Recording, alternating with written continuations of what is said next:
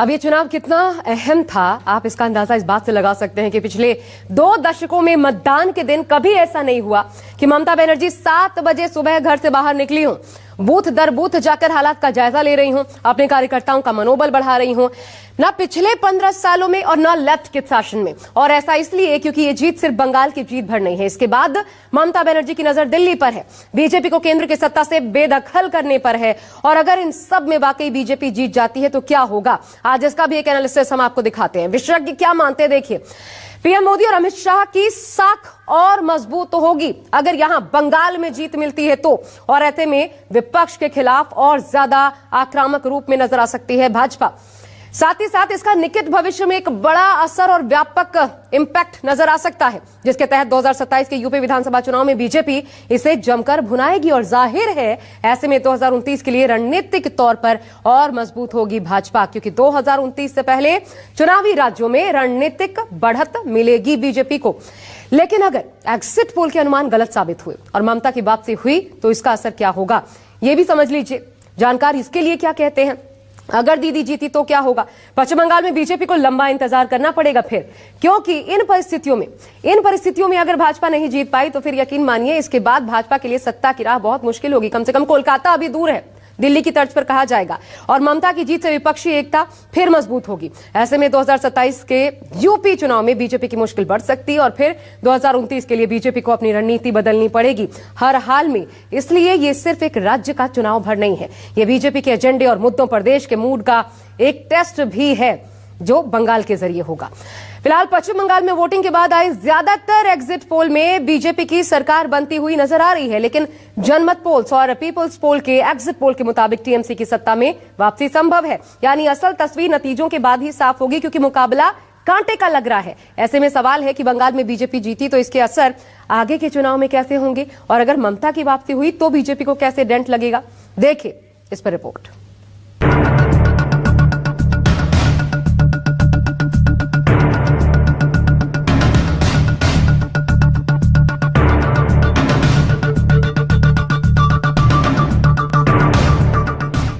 আমরা 200-300 পেয়ে যেতে পারি, 226 ক্রস করব 2026-এ। মানুষ যে বিপুলভাবে ভোট দিয়েছে আমার তাদের প্রতি পুরো ভরসা, বিশ্বাস, আস্থা আছে। मुझे विश्वास है इन 5 राज्यों के चुनाव में भी भाजपा ऐतिहासिक जीत की हैट्रिक लगाने जा रही है। 4 मई के नतीजे विकसित भारत के संकल्प को मजबूत करेंगे। जीत के दावे टीएमसी और बीजेपी दोनों कर रहे हैं। हालांकि असली नतीजे तो 4 मई को ही आएंगे, लेकिन बम्पर वोटिंग के बाद ज्यादातर एग्जिट पोल में जो अनुमान लगाए जा रहे हैं वो पश्चिम बंगाल में बीजेपी की जीत का दावा कर रहे हैं।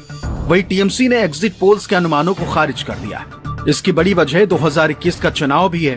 2021 में भी कई एग्जिट पोल ने बीजेपी को सरकार बनाते या कांटे की टक्कर में दिखाया था, लेकिन जब नतीजे आए तो ममता बनर्जी की टीएमसी ने 215 सीटें जीती थी।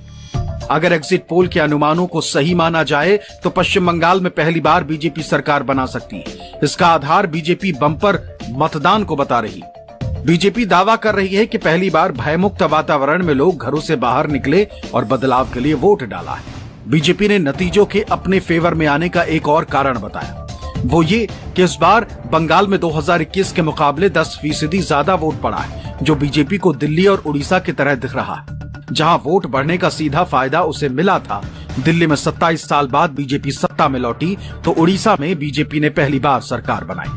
बीजेपी भले ही दावा करे कि बंगाल में वो सरकार बना रही, लेकिन जानकार मानते हैं कि जितना वोट प्रतिशत बढ़ा है एसआईआर में उतना ही, यानी करीब 11% वोट कटा भी। मतलब कि वोटिंग प्रतिशत में कोई खास ज्यादा बदलाव आया नहीं। टीएमसी का दावा है कि एसआईआर की वजह से लोगों ने ज्यादा मतदान किया है, क्योंकि एसआईआर के खिलाफ लोगों में गुस्सा था, मगर बीजेपी इसे अपने फेवर में मान रही, क्योंकि ज्यादातर वोट टीएमसी के कटने का दावा किया गया था। अब सवाल उठ रहा है कि अगर एग्जिट पोल के मुताबिक पश्चिम बंगाल में बीजेपी जीती तो उसका आगामी असर 2027 में यूपी विधानसभा चुनाव और 2029 के लोकसभा चुनाव पर पड़ सकता है। बीजेपी इसे भुनाने में कोई कसर नहीं छोड़ेगी। पश्चिम बंगाल में अगर भारतीय जनता पार्टी जीतती है तो ये बहुत हिस्टोरिकल विक्ट्री मानी जाएगी। बीजेपी इसे बहुत जबरदस्त तरीके से भुनाएगी, एक माहौल बनाएगी, और बीजेपी जो उनका कोर इशू है, खासतौर पे उसमें आरएसएस का भी इशू है जो सनातन और हिंदुत्व का है, और उसकी देश में एकजुटता की बात है, तो उन सारी चीजों से इसको जोड़ के वो पेश करेगी। और नरेंद्र मोदी जी का जो 2024 के लोकसभा चुनाव में ग्राफ थोड़ा गिरा था, सीटें लोकसभा में बीजेपी की कम हुई थी, वो सारी भरपाई इस चुनाव के जीतने से हो जाएगी। बंगाल के बाद सबसे अहम चुनाव 2027 में यूपी का होने वाला है, इसीलिए बीजेपी को भी इस जीत की दरकार है, क्योंकि 2024 के लोकसभा चुनाव में यूपी में उसे अखिलेश झटका दे चुके। लेकिन अगर एग्जिट पोल के अनुमान गलत साबित हुए और ममता की वापसी हुई तो बीजेपी की मुश्किल बढ़ सकती है, विपक्षी एकता मजबूत होगी। क्या कहेंगे? जिस तरह से सारे एग्जिट पोल देखे, 7 एग्जिट पोल दिखा रहे हैं, जिनमें 5 बीजेपी को, 2 मात्र टीएमसी को, क्या कहेंगे? देखिए, हम लोग तृणमूल कांग्रेस जो साल भर आदमी के पास रह के काम करते हैं, हम लोग पीपल्स मैंडेट पब्लिक पोल में विश्वास करते हैं।